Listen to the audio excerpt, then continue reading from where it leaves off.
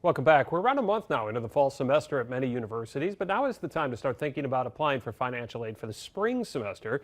Many of you might be wondering, though, if the federal government shutdown is going to impact you or your student receiving aid. New at 4 o'clock, Maria Parmigiani learned more about the financial aid process and what you can expect when applying for aid.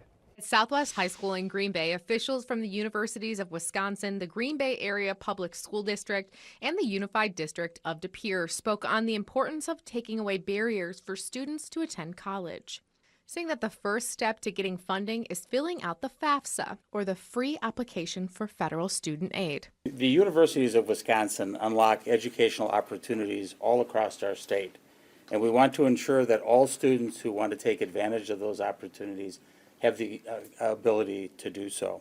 With the simplification of FAFSA, students can fill out the form in as little as 30 minutes.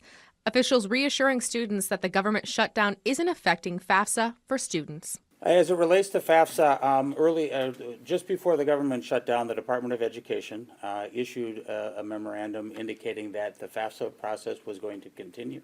And so we have not had those experiences as a result of the shutdown. And the last statistics that were available nationally is that this was one of the best starts to the FAFSA application process ever.